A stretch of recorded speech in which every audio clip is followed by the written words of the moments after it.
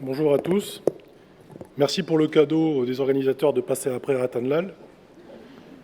Ça ne va pas être facile. Je vais essayer de dire des choses un petit peu différemment du professeur et que j'admire parce que même s'il a remercié Stéphane Le Foll pour avoir proposé une solution pour passer de la science à l'action, c'est en grande partie grâce à l'action de toute sa vie professionnelle et scientifique que ça a pu être possible. Bien, je vais rappeler sous une autre forme ce que le professeur Rattan a déjà dit. Ce sont des chiffres que vous avez tous en tête, des schémas que vous avez aussi tous en tête. L'humanité, depuis son apparition et particulièrement durant le dernier siècle, a eu une influence croissante sur la planète. On a sur ces schémas une augmentation de la population et en parallèle, j'ai mis sur ce schéma la déforestation pour bien montrer la relation qu'il y a entre, comme l'a montré tout à l'heure Rattan, une relation directe. La petite courbe qui est à côté montre que le nombre de personnes qui souffrent de malnutrition dans le monde a tendance, malgré tout, à diminuer. On peut voir le vide à moitié plein ou à moitié vide. Il est important de noter qu'elle diminue, mais que de temps en temps, elle a des soubresauts vers le haut, et c'est ce que nous vivons aussi actuellement. Mais globalement, comme la population mondiale augmente, on peut dire que la proportion a tendance à diminuer. Malheureusement, il y a encore près de 900 millions de personnes qui souffrent de malnutrition dans le monde. Un autre fait qui est avéré, c'est que la planète se réchauffe.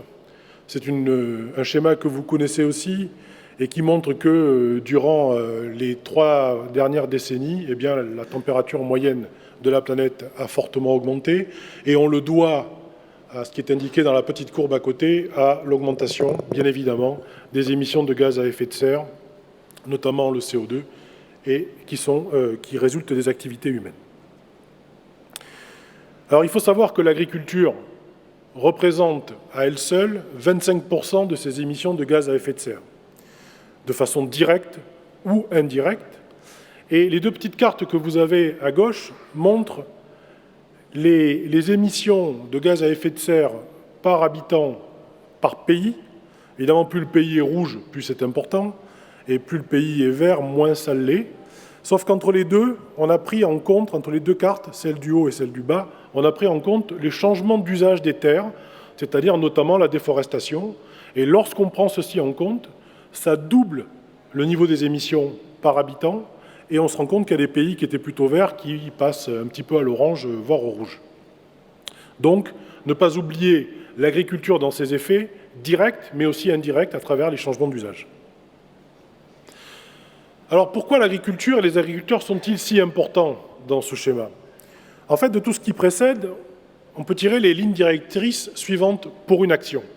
D'abord, il est impératif d'agir sur les émissions de gaz à effet de serre à tous les niveaux et tous secteurs confondus. Et bien évidemment, l'agriculture et la foresterie ont leur part à porter dans cette diminution drastique des émissions.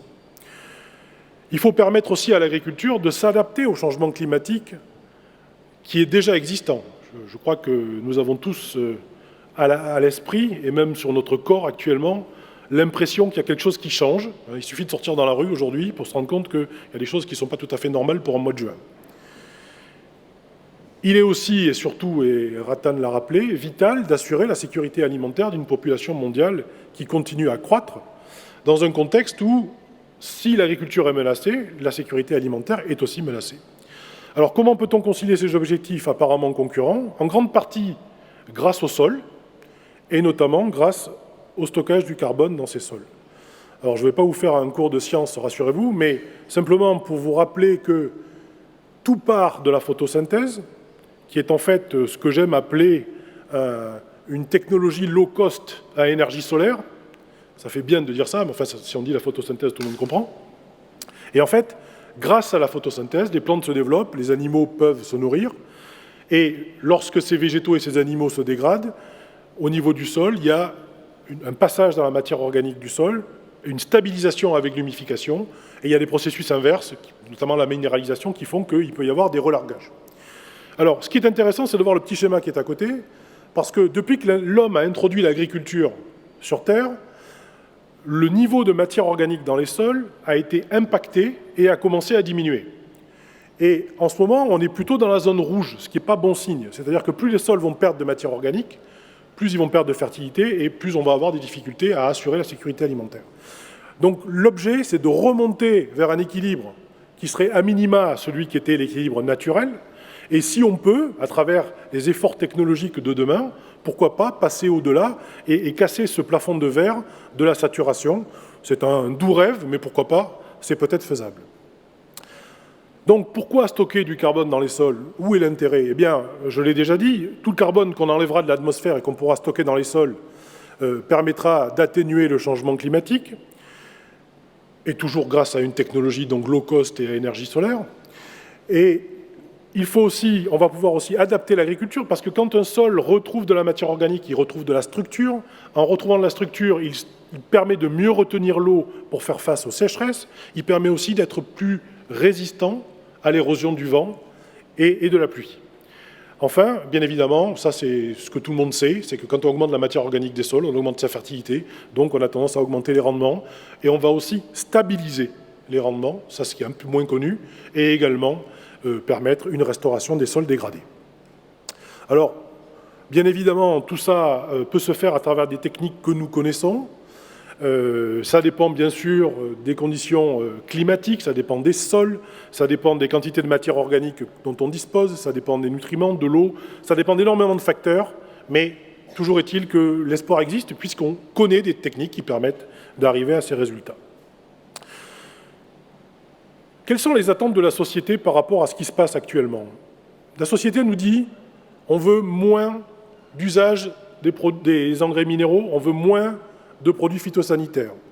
Par contre, on veut plus de biodiversité et on veut plus de matière organique dans les sols en corrélation avec ce que je viens de dire. Et aujourd'hui, la solution qu'on a, elle est là. C'est l'agriculture conventionnelle. On sait que dans les systèmes naturels forestiers, on se situerait plutôt en haut. Et l'idée, eh bien, c'est d'aller de l'un vers l'autre en utilisant le vecteur de l'agroécologie. Alors pour ça, on a différents types d'agriculture qui peuvent se mettre en place. À nous à trouver la bonne voie pour naviguer. Il y en a qui sont déjà à un certain niveau, d'autres qui sont un peu en retard. Est-ce qu'on peut arriver à suivre cette flèche en allant vers le plus naturel? Je suis persuadé que oui, c'est une histoire de volonté. Mais n'oublions pas une chose, c'est que ceux qui feront le job, ce sont les agriculteurs. C'est eux qui sont au centre du jeu. Et il faut surtout, dans une société, surtout la nôtre, en Europe, où on a tendance à dénigrer les agriculteurs, à les accuser souvent des pires maux, ne pas oublier que c'est eux qui nous nourrissent et c'est eux qui peuvent demain peut-être nous sauver du changement climatique. La société civile est là, bien sûr, elle agit, les gouvernements sont là, les organisations internationales, les scientifiques, les entreprises, comme ça a été dit tout à l'heure, et chacun essaie d'influer sur les agriculteurs en cherchant à y trouver des objectifs. Aujourd'hui, ce dont nous ne disposons pas encore, c'est ce que j'ai mis dans ce schéma, qui est la base de données générale des bonnes pratiques agricoles, qui permettrait de s'adapter à toutes les modes, toutes les conditions agro-pédoclimatiques à travers le monde pour remplir ces objectifs. Ceci, pour l'instant, en vert, ça reste un vœu pieux. Mais on peut continuer aussi, comme ça, à enrichir le schéma des échanges et des attentes des uns et des autres. Et vous pouvez constater qu'une bonne partie des flèches convergent vers les agriculteurs. Très peu, en fait, partent d'eux pour aller vers les autres éléments de la société. Alors, d'où vient cette histoire de 4 pour 1000? On vous en a parlé. En 2 mots, c'est ce que j'appelle un calcul de fin de repas sur une nappe en papier, ou the back of the envelope calculation, comme disent nos amis anglo-saxons. En fait, des scientifiques ont, à l'origine, fait un calcul théorique, mais extrêmement intéressant. On sait que dans l'atmosphère, on a à peu près 830 gigatonnes. Désolé, Rattan, de ne pas utiliser exactement les mêmes unités que vous, mais bon, on parle de la même chose. 830 gigatonnes de carbone dans l'atmosphère, globalement. Chaque année, dû aux activités humaines, que ce soit l'énergie, les transports, l'industrie, la déforestation, les activités humaines rajoutent à peu près 10 gigatonnes dans l'atmosphère. Et la nature, qui est bien faite, mais qui n'est plus suffisante pour faire face à ça, réabsorbe à travers la végétation des forêts naturelles ou les océans à peu près 5 gigatonnes, c'est-à-dire en gros un petit peu plus de la moitié. Ça veut dire que chaque année, on augmente de 4,3 gigatonnes la quantité de carbone qui est dans l'atmosphère et qui est la cause du changement climatique. Ce qu'on sait moins en général, c'est que dans les sols, il y a 2 à 3 fois plus de carbone que dans l'atmosphère, fort heureusement. Et le calcul qui a été fait est très simple. Quelle serait la quantité de carbone, quel serait le pourcentage de carbone qu'il faudrait augmenter dans le sol chaque année pour pouvoir compenser en quelque sorte les effets des actions humaines? Eh bien, on arrive à 0,4%, ce qui donne 4 pour 1000. C'est ce qui a donné lieu à l'initiative 4 pour 1000 et à la création donc, de cette initiative organisée en 2 parties, un plan d'action et un programme scientifique. Les photos ont été montrées tout à l'heure par Rattan où le ministre signait l'initiative. Là, c'est la journée inaugurale. Et cette initiative a pour objectif, donc, vous l'avez compris, d'accroître la séquestration du carbone dans les sols via la matière organique pour accroître la sécurité alimentaire, adapter l'agriculture au changement climatique déjà en cours et atténuer ce changement.